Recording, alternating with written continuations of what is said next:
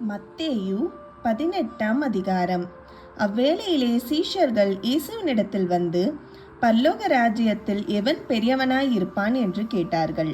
இயேசு ஒரு பிள்ளையை தம்மிடத்தில் அழைத்து அதை அவர்கள் நடுவே நிறுத்தி, நீங்கள் மனம் திரும்பி பிள்ளைகளைப் போல ஆகாவிட்டால் பரலோக ராஜ்யத்தில் பிரவேசிக்க மாட்டீர்கள் என்று மெய்யாகவே உங்களுக்கு சொல்லுகிறேன்.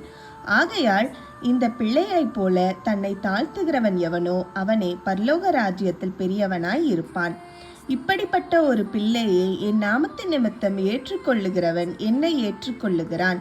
என்னிடத்தில் விசுவாசமாயிருக்கிற இந்த சிறியரின் ஒருவனுக்கு இடரல் உண்டாக்குகிறவன் எவனோ அவருடைய கழுத்தில் எத்திரங்கல்லை கட்டி சமுத்திரத்தில் ஆழத்திலே அவனை அமிழ்த்துகிறது அவனுக்கு நலமாயிருக்கும்.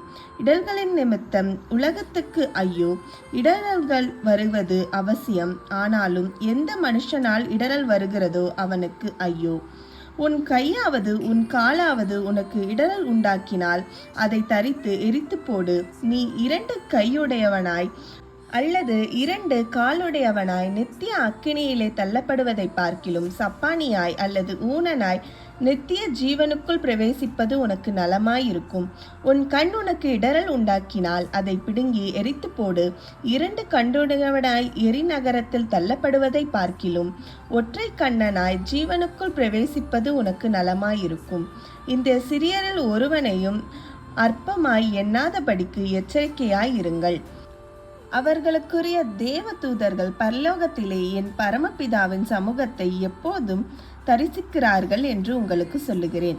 மனுஷகுமாரன் கெட்டு போனதை ரட்சிக்க வந்தார். உங்களுக்கு எப்படி தோன்றுகிறது? ஒரு மனுஷனுக்கு 100 ஆடுகள் இருக்க அவைகளில் ஒன்று சிதறிப்போனால் அவன் மற்ற 99 ஆடுகளையும் மலைகளில் விட்டு போய் சிதறிப்போனதை தேடாமல் இருப்பானோ? அவன் அதை கண்டுபிடித்தால் சிதறி போகாத 99 ஆடுகளை குறித்து சந்தோஷப்படுகிறதை பார்க்கிலும் அதை குறித்து அதிகமாய் சந்தோஷப்படுவான் என்று மெய்யாகவே உங்களுக்கு சொல்லுகிறேன்.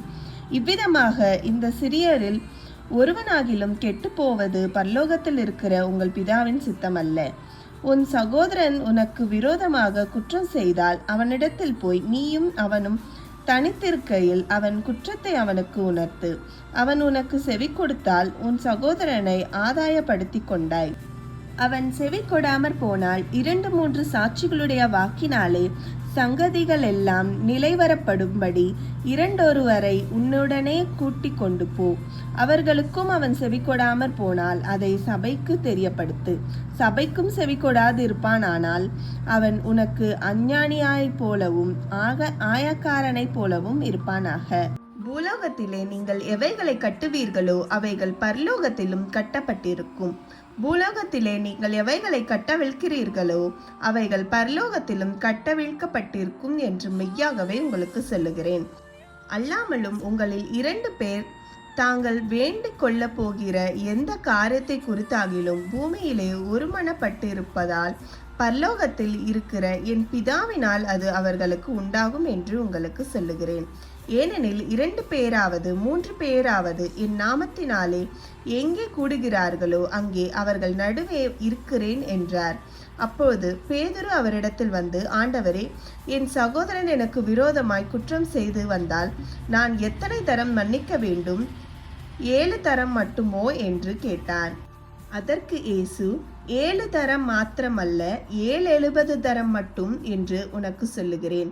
எப்படியெனில் பரலோக ராஜ்யம் தன் ஊழியக்காரரிடத்தில் கணக்கு பார்க்க வேண்டும் என்றிருந்த ஒரு ராஜாவுக்கு ஒப்பாய் இருக்கிறது.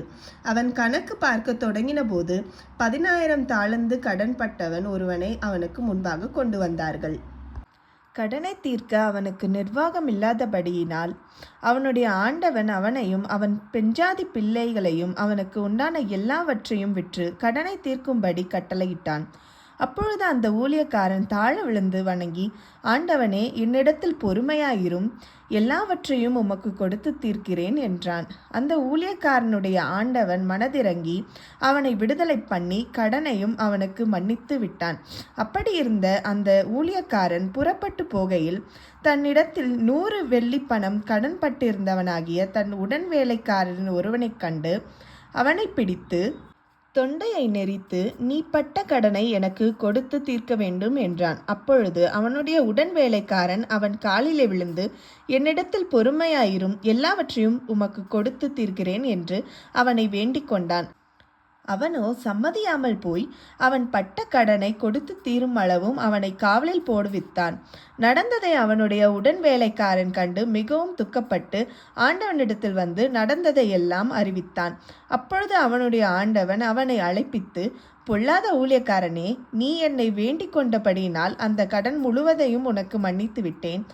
நான் உனக்கு இறங்கினது போல நீயும் உன் உடன் வேலைக்காரனுக்கு இறங்க வேண்டாமோ" என்று சொல்லி அவனுடைய ஆண்டவன் கோபமடைந்து அவன் பட்ட கடனை எல்லாம் தனக்கு கொடுத்து தீரும் அளவும் உபாதிக்கிறவர்களிடத்தில் அவனை ஒப்பு கொடுத்தான்.